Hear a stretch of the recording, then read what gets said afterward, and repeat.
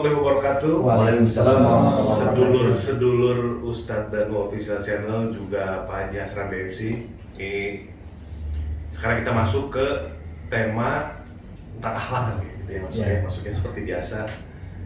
Ini kebetulan Pak Ustadz ada pertanyaan.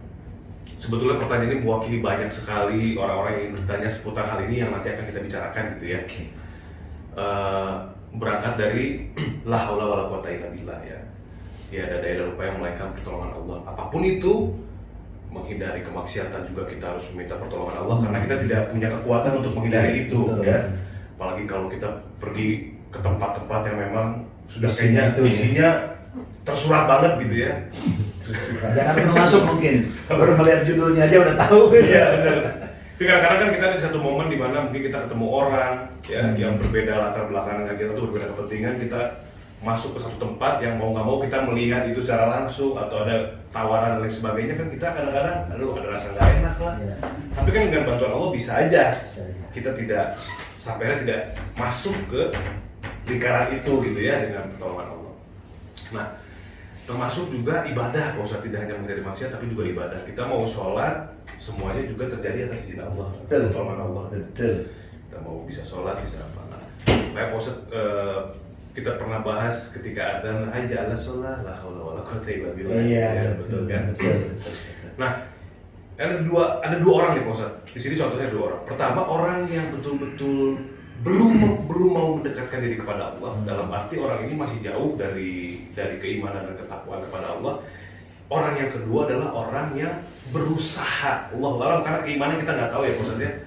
Yang kedua, orang ini berusaha meningkatkan iman dan takwa, berusaha untuk berbuat baik, mengerjakan amal soleh dengan walaupun ujub ria sombong, tapi dia terus tetap bagaimana caranya untuk menahan itu semua.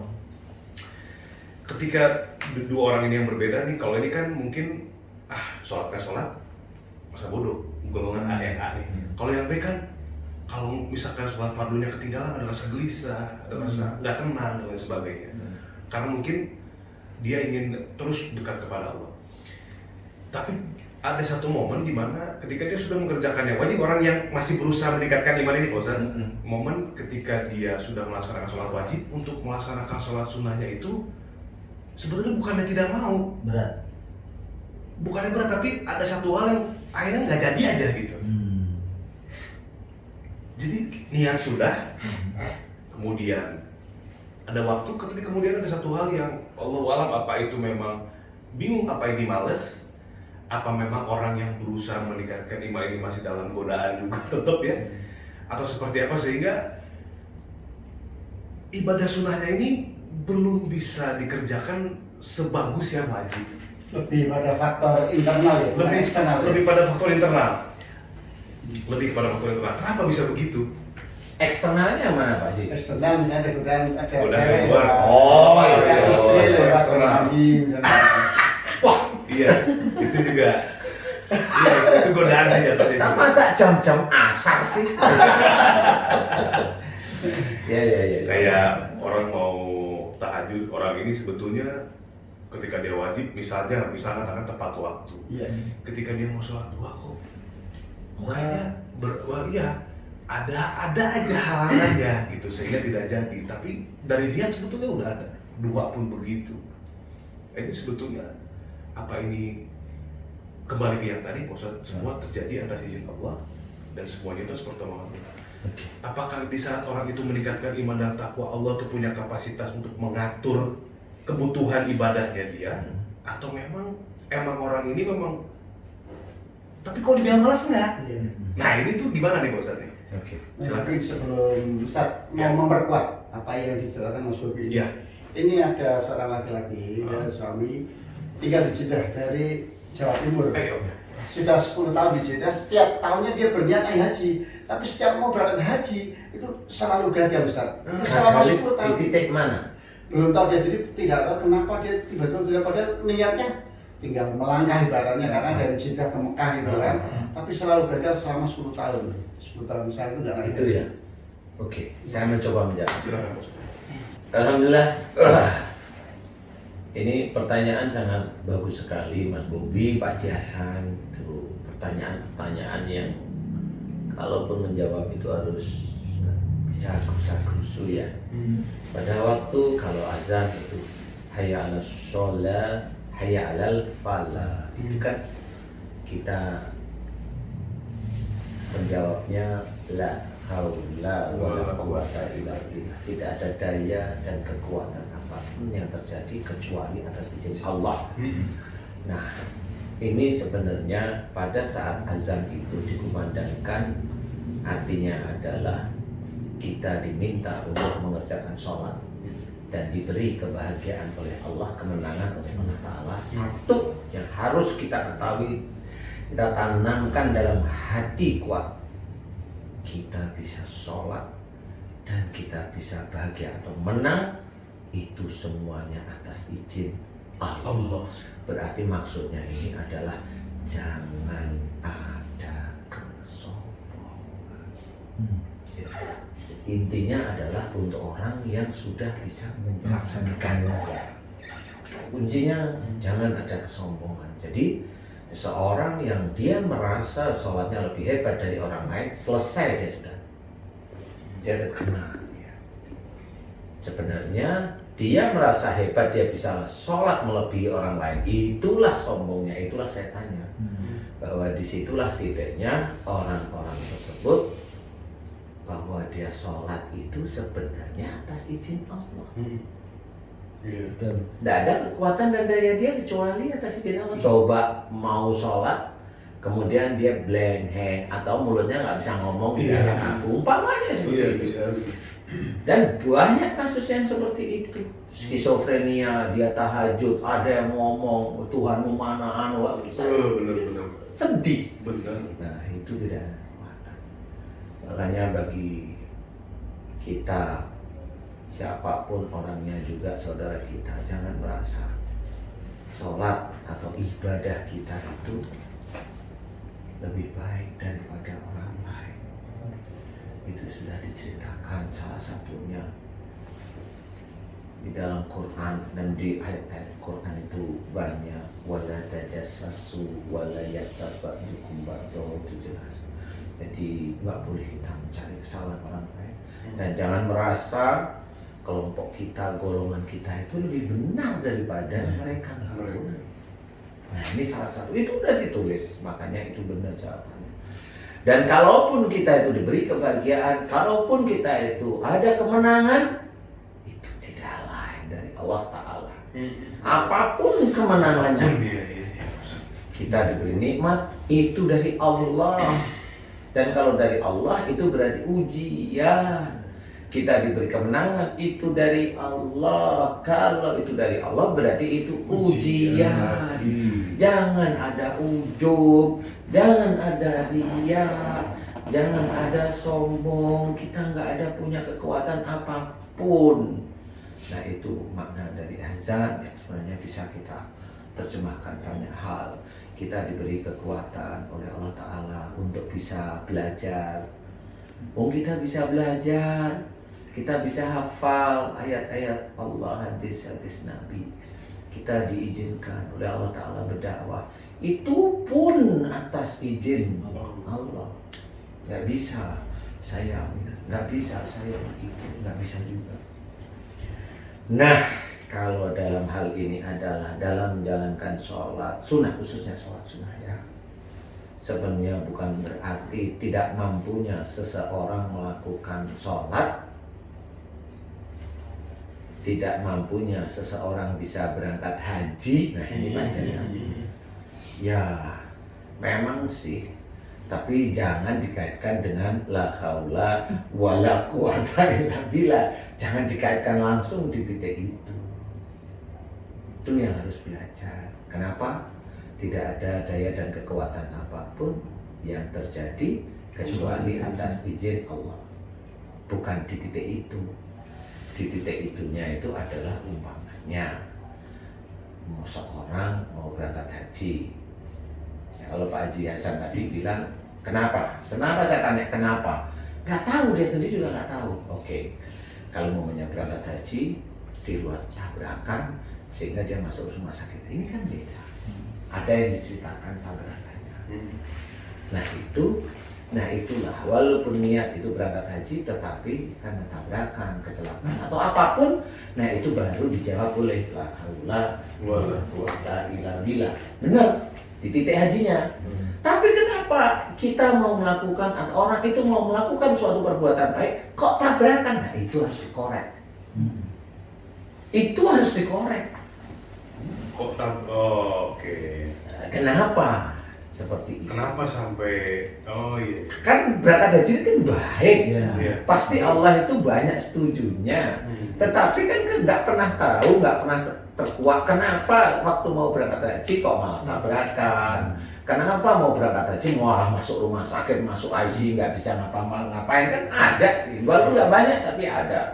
Nah itu yang harus kita cari. Ini berarti sama kayak orang yang tadi mau sholat sunnah, ini kan baik tujuannya, Iya. tapi kenapa kok nggak jadi? Nah Iya. itu yang harus hati-hati. Apakah ini mengikuti perkataan la haula wala quwata illa billah? Ini harus hati-hati. Atau bisikan setan. Iya bener. Nah ini yang harus ada ini pendamping. Ini menarik. Jadi nggak boleh kalau mamanya kita sudah kepingin sholat sunnah nggak berjalan, kemudian nggak jadi, mamanya sholat duha waktunya segitu panjang nggak jadi sampai duhur, itu terus la haula wala quwata illa billah. Itu jawabannya gitu. Atau mungkin juga, mohon maaf Ustaz, Iya. mungkin karena dari segi pemahaman, kalau wajib itu dikerjakan dapat pahala, ditinggalkan dapat dosa, Iya. makanya dia akan memaksakan diri. Iya. Tapi kalau sunnah, kan menurut arti bahasa, dikerjakan dapat pahala, nggak dikerjakan nggak apa-apa. Makanya orang masih prime-nya di situ kayaknya, sehingga Bisa. adalah nggak Bisa. susah ini kok gitu. Bisa seperti itu bisa, karena memang dari segi hukumnya seperti itu. Iya. Kan kalau saya melihat dari Mas Bobi cerita itu tadi Ustadz, saya melihat sebenarnya pingin mengerjakan. Nah, jangan kalimat itu yang diambil. Ya. Yang tepat itu adalah masih malas, hanya itu. Ya, itu lebih tepat. Masih males. Masih malas. Atau pemaknanya diubah dikit Ustaz. Misalnya gini, Monggo. bahwa sunnah itu kalau dikerjakan berpahala, kalau tidak dikerjakan rugi. Ah itu pemahaman. Ya itu pemahaman aja ya. Dirubah dikit. Ya. Nah ini keluar itu. Boleh. Intinya adalah tetap kalau dikerjakan itu mendapatkan pahala, nggak dikerjakan memang tidak mendapat apa-apa. Tetapi ditambahin lagi, tapi rugi loh kalau nggak dikerjakan. Nah itu boleh, kalau itu. Intinya adalah sesuatu yang baik itu boleh dikerjakan. Sebenarnya kalau masalah mau mengerjakan kayak sholat, kayak puasa, itu kan memang butuh apa namanya? Kesiapan hati lah istilahnya. Jadi ya nggak bisa disalahkan. Seorang mau melakukan yang sunnah itu seneng. Kalau saya seneng. Kalau ada orang lain harus seneng, ikut seneng gitu loh. Jadi nggak ada sesuatu yang ngapain, nggak ada. Jadi betul-betul ikut seneng. Jadi ikut seneng itu berarti memang sangat setuju. Kapan saya bisa istiqomah ya seperti itu gitu, nggak apa-apa karena itu nggak ada penolakan tapi pengharapan. Nah ini nanti persiapan itu baru digosok terus persiapan yang dulunya nggak pernah jadi sekali seminggu mamanya digosok aja gitu loh, terus digosok nanti kan lama-lama paham. Karena dalil dari sholat mamanya sholat sunnah tadi khususnya sholat sunnah duha namanya itu kan duha. Kalau ini duha ya, itu kan akan dimudahkan oleh Allah Ta'ala segala urusan. Jadi kuncinya di situ. Dimudahkan. Paham? Makanya kenapa doa saya selalu mohon dimudahkan, karena saya ngambilnya dari titik itu. Kalau Allah sudah menciptakan dimudahkan, ini berarti ada sesuatu. Paham? Dimudahkan oleh Allah Ta'ala itu kita tidak akan pernah tahu bahwa bahwa semua yang kita kerjakan itu sebenarnya kemudahan Allah. Semua ini apa saja Baik ibadah kita yang lain pun itu dimudahkan. bisa sholat 5 waktu tertib, itu kemudahan Allah. Bisa mamanya Mas Bobi pontang panting tidurnya kurang kan gitu deh, main sinetron, itu tetap saya bilang itu dimudahkan oleh Allah Ta'ala. Dimudahkan untuk mendaftarkan rizki, Allah kita nggak tahu, tapi itu kemudahan dari Allah Ta'ala. Nah, kemudahan itu jejerkan dengan sholat sunnah duha itu tadi, jejerkan. Jadi bahwa kemudahan itulah sebenarnya dari Allah Ta'ala yang kita kadang-kadang nggak pernah nyangka. Semua kehidupan kita orang Islam itu dimudahkan oleh Allah Ta'ala, termasuk orang-orang yang non-Islam sama dimudahkan, tapi beda ini ya. Beda ruang lingkup lah ya. Ruang lingkup tapi dimudahkan. Selalu Allah itu kalau kita mengamati, nggak saya lah mengikuti Pak Haji Hasan, Mas Bobi, itu kalau kita mau merenung sedikit, itu semua kegiatan kita itu kesannya yang mengatur Allah loh. Kesan itu kalau sudah mengetahui itu emang yang mengatur Allah. Itu kan baru merenung kesannya yang mengatur Allah. Coba nih Mas, ya. Kenapa dalam Quran ini diceritakan sangat sedikit hamba-hambaku yang bersyukur? Kalau Allah itu menceritakan sangat sedikit hambaku yang bersyukur, itu menurut saya itu tantangan kita sebagai seorang Islam, seorang Muslim, bahwa besok itu yang masuk surga itu sedikit. Sedikit menyentuhnya di mana sedikit? Nah, tadi barusan kita bicarakan pada waktu kita itu melakukan sholat atau diberi kemenangan oleh Allah Ta'ala. Kemenangannya itu salah satunya adalah selesai melakukan sholat atau selesai melakukan ibadah, anggap aja itu kemenangan awal. Bukan kemenangan secara real dulu deh, itu loh. Bisa aja selesai sampai kita itu bangkit dari tempat kita itu sujud ya. Itu saya anggap kemenangan. Saya menganggap sudah kemenangan itu. Itu tetap Allah itu menyuruh mengingat tidak ada daya dan kekuatan kecuali atas izin Allah. Itu ya, coba kita perhatikan. Dan harusnya kalau kita tahu, la haula wala quwata illa billah, disitulah titik kita itu tidak punya kekuatan sebenarnya. Kita itu mau sholat apa kekuatan kita nggak punya sebenarnya, nggak punya di titik itu, nggak ada di titik itu. Untuk bangkit, ambil air wudhu, iya, nggak punya. Nah, itulah yang namanya itu atas izin Allah. Satu, itu ya kita bahas. Yang kedua, nih pembahasan yang berikutnya yang bikin kita itu akan paham bahwa kehidupan kita itu sebenarnya itu disayang sama Allah Ta'ala. Satu, kedua, kita dibangunkan pagi hari, kita bisa tahajud sebelum kita subuh, kita bisa zikrullah, menunggu azan subuh sampai subuh kita bisa sholat. Kita bisa menjalankan aktivitas sehari-hari. Semua pekerjaan sehari-hari kita lakukan, termasuk nge-vlog hari ini. Ya, sampai kita rebahan mau tidur nih. Banyak persoalan yang kita kerjakan satu persatu nih. Mana yang lalai dari kita? Yang lalai dari kita itu kelihatan. Bangun tidur, alhamdulillah pasti lupa. Padahal bangun tidur itu dalam ayat Quran diceritakan dikembalikan jiwa kita, lupa.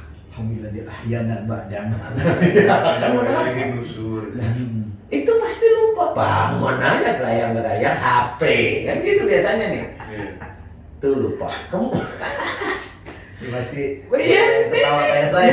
Nggak apa-apa ya. Kemudian kita bisa tahajud. Oke, tahajudnya sudah benar nih. Ya. Sudah benar nih tahajud nih. Zikirullah oke benar, subuh oke benar nih. Kemudian, nah ini yang kelewatan nih, kerja. Pasti basmalahnya biasanya lupa. Biasanya itu lupa basmalahnya, ya. Kemudian hamdalahnya lupa. Sampai akhir, sampai kita rebahan. Rebahan ya, kita koreksi lagi. Dari sehari aja kita koreksi. Sebenarnya kita bisa mengerjakan pekerjaan itu atas izin la haula wala quwwata illa billah. Jelas sekali di titik itu. Gitu. Ya. Dan kita bekerja itu apa yang kita kerjakan? Nih, kaki. Saya nggak cerita tentang sholat dulu. Kayaknya udah dulu ya. Udah itu maksudnya udah paham lah ya. Kaki, tangan. Ustaz Asep nulis buku. Udah berapa? 2 bulan ya. Oke. Kemudian mata, telinga. Kalau kita ngobrol begini diskusi walaupun ngevlog kan mata kita memandang, telinga mendengarkan apa yang kita diskusikan. Otak kita berpikir untuk mencari sesuatu yang baik untuk kita, untuk berpahala nanti di akhirat. Kan gitu nih. Betul ya? Sehari ini aja. Kemarin, bukan sekarang. Kemarin, hari ini hanya untuk belajar. Hari ini nih saya katakan ini belajar. Yang kemarin. Pernahkah kita tahu bahwa pekerjaan yang kita kerjakan detik itu sebenarnya itu pemberian Allah? Pernahkah kita tahu? Itulah kelewatnya kita, bahwa sebenarnya pekerjaan itu bukan dari kita, bukan dari ide kita, bukan dari hebatnya kita mencari ide, mencari ini, bukan. Semuanya itu dari Allah yang diberikan, diizinkan oleh Allah Ta'ala. Kalau sudah titik itu, pada waktu kita rebahan 1 hari itu tuh, pernah kita bersyukur, ya Allah, alhamdulillah, Engkau izinkan aku bisa mengerjakan pekerjaan-pekerjaan yang Engkau berikan kepada diriku. Nah, itu menandakan bahwa kita ingat la haula wala quwwata illa billah. Itulah sebenarnya yang harus kita ingat. Sehingga kita di situ nggak ada kekuatan. Kerjaan pun dari Allah diberikan kepada kita. Alhamdulillah ya Allah, Engkau izinkan bisa mengerjakan pekerjaan-pekerjaan yang Engkau berikan kepada diriku atas izin-Mu dan atas semua nikmat dan karunia-Mu yang Kau berikan pada diriku sejak dalam kandungan ibuku hingga saat ini ya Allah. Alhamdulillah baru ditutup.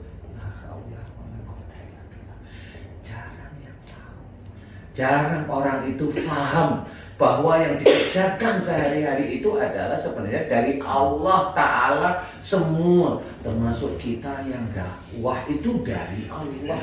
Nggak usah dibangga-banggain. Paham saja. Ini menjawab. Kalau kita tidak mampu menjalankan sesuatu kebaikan, jangan ngomong itu dari Allah. Itu dari tetangga hati kita sebelah sini. Apa? Setan. Kalau Pak Haji tadi begitu dari gitu ya. Kalau nggak dijalankan rugi, nah itu mulai paham. Kita mempunyai kelemahan sebenarnya. Tapi saya nggak bilang itu, yang saya bilang setan itu sesuatu yang wajib ya.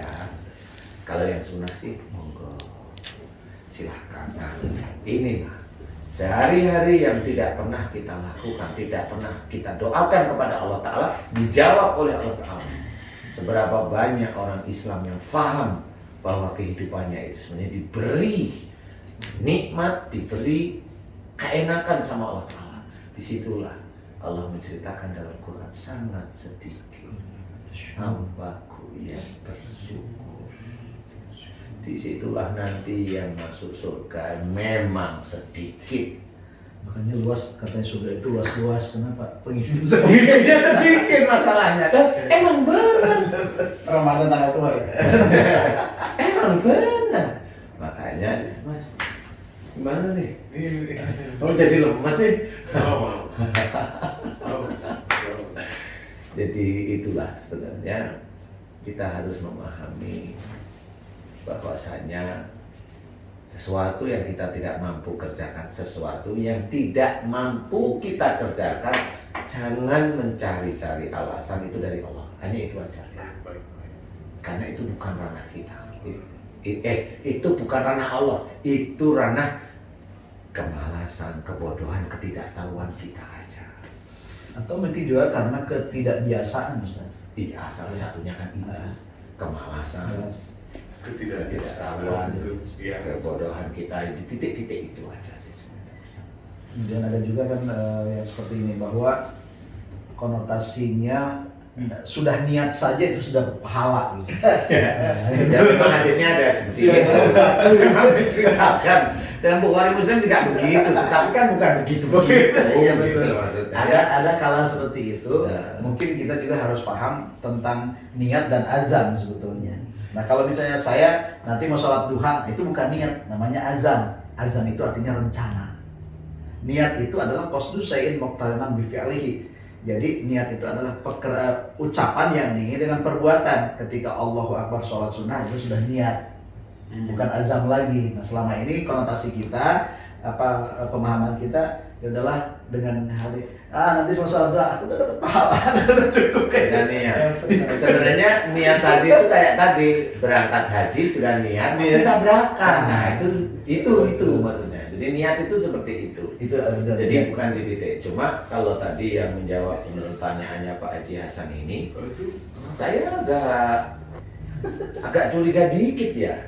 Apakah dia itu dulu saya kerja di Jeddah nih, insya Allah haji itu gampang. Itu kali Bisa di titik jadi. itu. Bisa jadi. Kali di titik itu. Beliau pengusaha yang Nah, di titik itu biasanya Ada sesuatu yang sesuatu. buat niat baik itu tidak terkabul ya Ustaz. Lahaulanya tidak berjalan. Tidak berjalan karena dia sudah bisa. Bisa. Itu Setelah yakin. setelah yakin memang gak boleh yang Jadi gini, ketika kita gini mungkin gini Pak Ustaz, saya mikir gitu. Niat baik untuk sesuatu ibadah gitu ya. Ketika itu terjadi, alhamdulillah atas izin Allah. Ketika itu tidak terjadi berangkat dari diri kita sendiri, jangan berbicara itu ranah Allah. Iya, Ya kan? benar. Itu kemalasan, kebodohan kita. Iya. Tapi ketika itu terjadinya halangan itu dari luar, berarti ada sesuatu lagi yang melatar belakangi itu. Insya Allah seperti itu. Gitu ya, Bos? Iya, makanya tadi nggak tahu juga kenapa itu kok bisa nggak jadi berangkat selalu. Nah itu biasanya ada sesuatu ucapan atau sumpah yang pernah dilakukan yang beliau nggak ngerti bahwa itu nggak boleh. Jangan merasa gampang. Kalau momennya kayak Ustaz Asep, banyak yang ininya deket sama Masjidil Haram, insya Allah gampang. Walaupun katakan insya Allah gampang, tapi di sini itu sombong ya selesai. Jauh Muter juga. aja beberapa hari. Celungan, Banyak kejadian gitu. Jadi memang nggak boleh ujub, itu nggak boleh sombong, itu nggak boleh. Jadi memang tidak boleh. Jadi intinya adalah ayo belajar untuk senantiasa tawadu. Sulit, tawadu itu sulit. Tawadu itu gimana? Tawadu itu sangat sulit. Wa ibadur rahmanil ladina yamsuna 'alal ardi hauna. Dan hamba-hamba Allah yang dikasihi sama Allah Ta'ala adalah orang-orang yang berjalan di muka bumi dengan rendah hati. Nah ini harus diterjemahkan lagi nih. Orang berjalan di muka bumi berarti orang dengan kepandaian masing-masing. Seorang dokter jangan merendahkan pasiennya. Seorang pimpinan jangan merendahkan bawahannya. Seorang pejabat jangan hanya ingin dipuji, disenangkan. Kan gitu. Seorang muballigh atau pendakwah kayak kita itu jangan merendahkan jamaahnya kita. Jangan merendahkan atau kita merasa tinggi. Seorang insinyur jangan merasa insinyurnya dia yang paling hebat. Seorang pejabat jangan bilang dia bikin masjid itu uangnya, karena uang itu biasanya dari Pemda juga, kan gitu ya. Loh kan gitu ya. Iya harus berpikir ke arah sana. Kalau itu nggak ngerti ya paham. Nah disinilah sebenarnya harus kita ketahui bahwasanya yang namanya orang yang diberi ilmu tinggi itu harus rendah hati, dan itu dikasihi oleh Allah. Kalau sudah dikasihi oleh Allah Ta'ala, insya Allah doa-doanya gampang dikabulkan. Kan itu siapa saja itu di titik itu. Umpamanya kita sebagai imam nih, kita Kan istri kita itu kan makmumnya kita. Jangan sewiyah kayak gitu. Hormati juga istri kita. Hormati juga anak-anak kita. Kan gitu nih. Betul. Jangan hanya ingin menjelaskan tentang agama memaksa lah. Itu kan tetap harus diarah ke arah sana. Jadi untuk mencapai dikasih Allah itu memang benar dengan rendah hati siapapun orangnya. Rendah hati. Nah, itulah maksudnya. Betul. Ya kan? Semakin berisi semakin merunduk. Kalau kita semakin berisi semakin begini. Alhamdulillah. Kosong dalamannya. Jadi sangat sulit semakin seorang itu tahu tentang ilmu yang hebat, semakin orang itu merunduk kayak orang bodoh, kayak orang ini. Padahal kalau ditanyain tahu dia.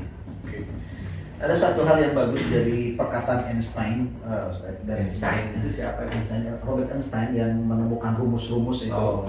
Nah, ternyata Albert Einstein itu setelah dia makin banyak membaca, makin nggak menemukan rumus-rumus itu. Tapi dulu ketika dia mengenalkan dirinya, ya justru di situ muncul rumus segala macam. Mungkin salah satunya itu. Itu nasabnya dari mana itu?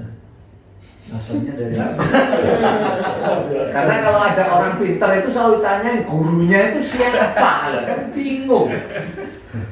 Kan gitu ya. Iya. Lah kenapa harus patokannya itu? Kalau Allah itu mau memberikan sesuatu kan bebas. Loh kita itu sudah sholat, ini menurut orang tertentu nih, sudah sholat, sudah puasa, sudah baca Quran, sudah baik-baik dengan istri, masih aja rezekinya seret. Itu orang nggak sholat rezeki gampang loh, kok masih aja mikir begitu? Masih ditanya. Lah kan hanya Allah mau diberikan kepada siapa? Ya, repot. Ya kata-kata pendakwah yang lain itu kan nggak usah takut, ud'uuni astajib lakum lah kan repot lagi. Ya bisa. Kok nggak kaya-kaya saya bisa. Ya padahal sudah berdoa. Nah itu karena salah ayat aja. Salah ayat, bukan ayat yang salah. Salah penempatan ayat pada titik itu ya.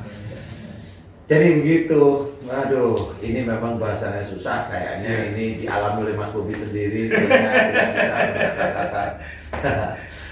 Tidak bisa berkata-kata, tidak apa-apa. Saya dulu juga pernah seperti ini. Kalau bisa karena biasa. Dulu. Jangan tanya kapan. Tapi kalau tanya kapan saya akan jawab. Kapan? Hah? Dulu. Masih tanya apa lagi? Dulu. Masih tidak apa-apa sekali, boleh? Dulu. Kapan? Waktu TK. Kalau Mas Bobi? Sekarang. Gak apa-apa. Ini semua ya nggak usah. Ini semua sebenarnya nggak sindir-sindiran. Betul. Kita itu belajar ya dari teman-teman sedulur guys. Itu kita bisa belajar sendiri. Saya sendiri juga masih belajar. Semuanya belajar untuk mengisi. Jangan sampai kita itu termasuk orang yang kufur. Iya, betul. Ya, jangan sampai itu untuk menuju titik. Jangan sampai kufur itu gimana? Aduh, susahnya minta ampun. Yang tadi aja sehari aja, yang kemarin itu loh saya tanya, Ustaz kemarin bersyukur nggak tentang pekerjaan? Iya. Itu. Ada. Itu. Ustaz, itu ada kameranya, ngomong sana jangan ke saya deh. Ada yang disyukuri, ada yang lupa. Tapi kalau persentasenya banyak yang lupa. Iya, begitu guys. Kita sebenarnya walaupun kita dakwah, kita juga masih banyak kekurangan. Di sini saya menceritakan, walaupun pendakwah atau ustadz atau ulama atau siapapun, saya ingatkan pada waktu di yaumul kiamah tidak ada nama ustadz, nama kiai, nama ulama ini, nama syekh ini nggak ada. Adanya namanya binnya. Iya. Itu kunci. Dan yang dicari oleh Allah Ta'ala satu, inna akramakum indallahi atqakum. Kunci siapapun orang yang dimuliakan oleh Allah Ta'ala adalah takwa. Takwa itu banyak, dari mulai sholatnya, dari mulai puasanya, dari mulai baca Qur'annya, dari mulai apalagi mulutnya takwa apa enggak, otaknya takwa apa enggak, perilaku tangannya takwa apa enggak, kakinya takwa apa enggak, jantungnya takwa, semuanya itu ketakwaan, itu melingkupi Quran. Karena tubuh manusia itu nanti yang akan disiksa di neraka itulah perintah Allah dalam Quran. Nggak boleh seuzon di sini, nggak boleh marah di sini, di jantung. Meyakini yang benar di hati. Dia tidak meyakini ayat Allah, hatinya besok disiksa di neraka. Merasa benar di hati, tidak mau mendengarkan kebenaran dari orang lain, dia merasa belum yang benar, hatinya disiksa besok. Ini saya ceritakan karena apa? Tubuh ini sebenarnya mewakili dari Quran. Silakan baca, silakan bertanyalah pada guru-guru. Mudah-mudahan bisa terjawab. Karena ini apa? Ini sebentar lagi akhir zaman. Sebentar lagi akhir zaman. Saudara-saudara kita di Arab sudah mulai banyak tumbuh hijau-hijauan, banyak tumbuh pekarangan yang tumbuh, betul ya? Padang Arafah sudah Padang Arafah sudah mulai banyak hijau-hijau. Itu menandakan bahwa Allah mengajari manusia, saudara-saudara kita yang ada di Arab itu untuk bercocok tanam. Kalau itu nggak dilakukan, selesai. Saya menceritakan agar kita paham sebentar lagi akhir zaman. Kalau kita tidak berubah, akan menyesal nanti di akhirat. Nauzubillah. Bagi saya itu sesuatu yang berat. Ayo kita berubah guys. Sedulur teman-teman, banyak guru-guru kita yang ada di ini. Ayo kita belajar benar. Mudah-mudahan kita diberi hidayah oleh Allah Ta'ala untuk bisa menjalankan keimanan kita, ketakwaan kita pada Allah Ta'ala. Amin ya rabbal alamin. Luar biasa. Baik, teman-teman, saudara-saudara, kesimpulan dari saya adalah tidak ada batasan untuk mendalami ilmu agama, maksudnya untuk mendekatkan diri kepada Allah. Nggak akan mampu kita selesai. Tidak mampu. Jadi jangan pernah merasa pintar, tapi pintar merasa. Perbanyak referensi. Boleh dari ustadz yang manapun, Ustadz. Boleh, silakan. Banyak. Ustadz Hadi Hidayat, hafalan Qurannya hebat. Ustadz Abdul Somad, hafalan hadisnya banyak. Ustadz yang bijak, Ustadz Quraisy Shihab, profesor itu bijak beliau. Banyak siapa mau belajar. Silakan. Ustadz Hasan Bisri. Ustadz Hidayat. Ustadz Dano. Ustadz itu apa? Jadi karena kalau kita merasa benar sendiri kan repotnya Pak Ji gitu. Kita merasa kita sudah paham ini, ternyata enggak. Kita harus banyak sharing, kita harus banyak ngobrol, kita harus tahu bahwa ya itu tadi seperti yang Ustadz bilang, nggak ada batasnya gitu ya. Yang penting kita harus berpikir dan melihatkan segala sesuatunya lillahi ta'ala, bahwa semua yang baik itu datangnya dari sisi Allah. Masuk bahkan minasati pamidallah. Subhanallah, masya Allah. Terima kasih Pak Ustadz atas hari ini. Ini benar-benar membuka mata saya untuk lebih bisa lebih giat lagi beribadah apapun itu. Mudah-mudahan mohon doanya Pak Ustadz. Amin, amin ya Allah, amin. Amin. Nambah lagi imannya ya Allah. Saya juga Ustadz ya. Amin ya Allah, amin ya rabbal alamin. Mudah-mudahan kita semua bisa ditingkatkan imannya. Amin ya Allah. Amin, amin. Dan rajin untuk bersyukur setiap kali kita melakukan sesuatu ya Allah, amin ya rabbal alamin.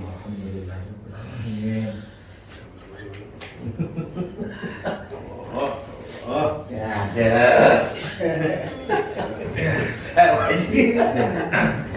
Oke, sedulur-sedulur Ustadz Tanda Ofisial, terima kasih. Mudah-mudahan ini bisa bermanfaat untuk semua.